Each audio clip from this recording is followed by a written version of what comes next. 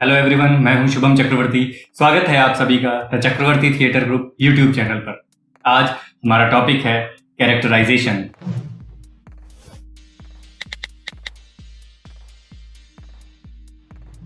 Acting को अगर एक लाइन में डिफाइन करें तो मैं ये कहूंगा कि किसी भी कैरेक्टर को सच्चाई से जीना ही एक्टिंग होती है।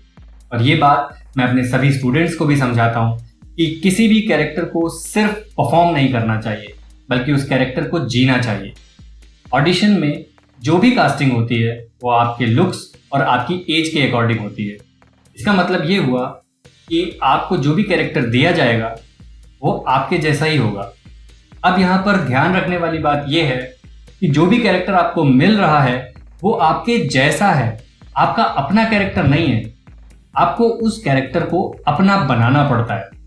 एक्टर्स जो गलती करते हैं वो ये कि वो अपनी परफॉर्मेंस में डायलॉग्स को कैसे बोलना है इस बात पर ज्यादा जोर देते हैं और अपने कैरेक्टर्स पर ज्यादा ध्यान नहीं देते, ये सोचकर कि ये तो मेरी ही एज का कैरेक्टर है, हो जाएगा। जिस वजह से उनके डायलॉग्स उनके कैरेक्टर के साथ मैच नहीं होते और उनकी परफॉर्मेंस फेक लगने लगती है।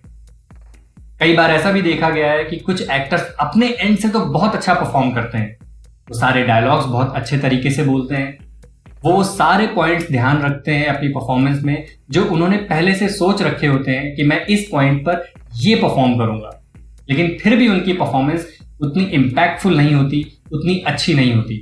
तो उसका रीजन शायद कहीं ना कहीं ये है कि उनकी परफॉर्मेंस उस कैरेक्टर के अकॉर्डिंग नहीं है जिस कैरेक्टर की जरूरत है।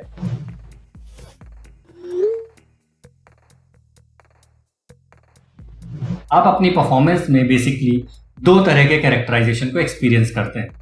पहला फैक्चुअल, दूसरा फिक्शनल। फैक्चुअल कैरेक्टर्स वो होते हैं जिनकी इंफॉर्मेशन आपके पास ऑलरेडी कहीं ना कहीं से मौजूद होती है, या फिर वो कैरेक्टर्स जिन्हें आप अपने आसपास के लोगों के बीच से सिलेक्ट करते हैं और परफॉर्म करते हैं। जैसे किसी पुलिस वाले का कैरेक्टर, चोर का कैरेक्टर, वकील का कैरेक्टर, या कोई भी कैरेक्टर जिन्हें आप अपने आसपास अक्सर देखते रहते हैं।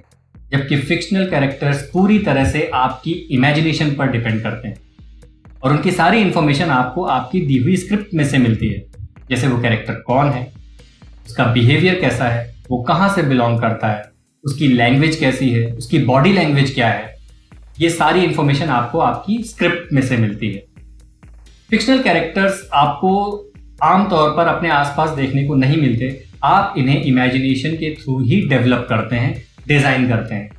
किसी भी कैरेक्टर को डिजाइन करने के लिए या डेवलप करने के लिए आपको पता होना चाहिए कि आपके कैरेक्टर की डिमांड क्या है, आपके कैरेक्टर की रिक्वायरमेंट क्या है।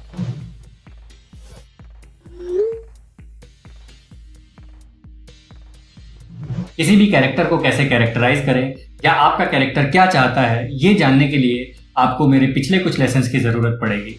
जैसे कैरेक्टराइजेशन के लिए जो सबसे पहली जरूरत होती है वो होती है आपकी स्क्रिप्ट के बारे में जानकारी।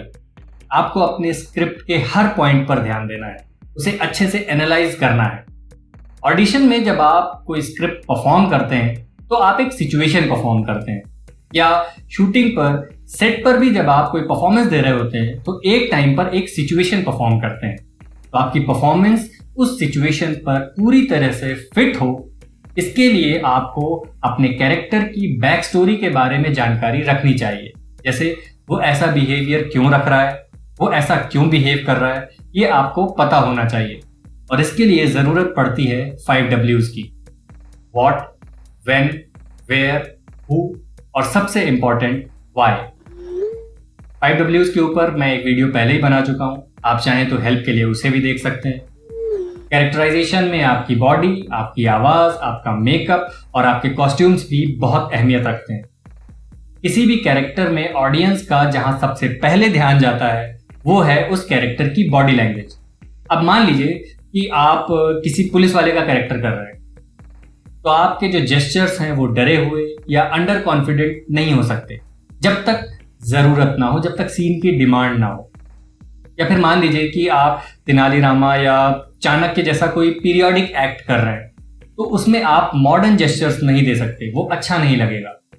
इसीलिए किसी भी कैरेक्टर को कैरेक्टराइज करने के लिए आपको उस कैरेक्टर की बॉडी लैंग्वेज को समझना बहुत जरूरी होता है।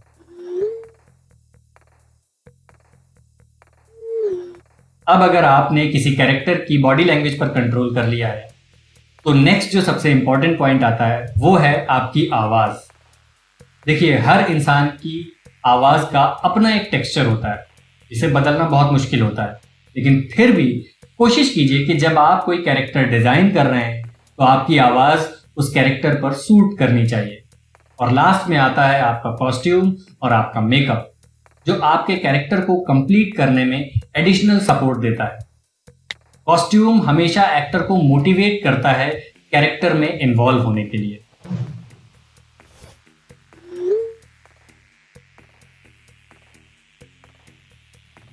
कैरेक्टराइजेशन के प्रोसेस को और स्मूथ बनाने के लिए एक्टर के पास जो सबसे इंपॉर्टेंट टूल्स हैं वो हैं ऑब्जर्वेशन और इमेजिनेशन।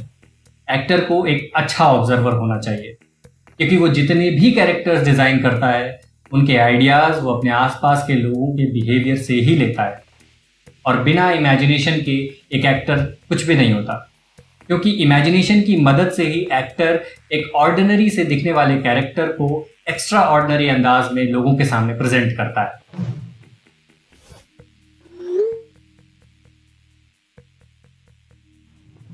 कुछ गलतियां हैं जो एक्टर्स बहुत कॉमन तौर पर करते हैं, जैसे वो स्क्रिप्ट में सिर्फ अपने कैरेक्टर के डायलॉग्स को पढ़ते हैं और सामने वाले कैरेक्टर के डायलॉग्स को वो स्किप कर देते हैं, जिसकी वजह से वो खुद के कैरेक्टर को समझ नहीं पाते, उसके बिहेवियर को समझ नहीं पाते और सामने वाले कैरेक्टर से खुद के रिलेशन को समझ नहीं पाते और अपनी परफॉर्मेंस को खराब कर देते हैं। एक और बहुत कॉमन सी मिस्टेक है कि एक्टर किसी भी कैरेक्टर के बाहरी बिहेवियर को ऑब्जर्व करके कैरेक्टराइजेशन करने की कोशिश करता है और कैरेक्टर के रियल फील तक नहीं पहुंचता, जिस वजह से उसकी परफॉर्मेंस भी रियल लगने के बजाय फेक लगने लगती है।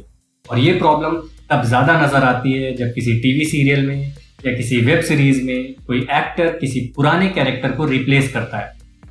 तो किसी कैरेक्टर के बाहरी बिहेवियर से जुड़ने के बजाय आप उसके रियल फील को समझें और फिर कैरेक्टराइज करें, तो आप ऑडियंस को ज़्यादा पसंद आएंगे। इसके अलावा आज की वीडियो में अगर आपको कोई डाउट है या किसी भी वीडियो में आपको कोई डाउट है तो आप नीचे कमेंट करके पूछ सकते हैं। मैं पूरी कोशिश करूंगा कि आपको जवाब दे सकूं। तब तक प्रैक्टिस करते रहिए, परफॉर्म करते रहिए। मिलते हैं अगली वीडियो में। Thank you.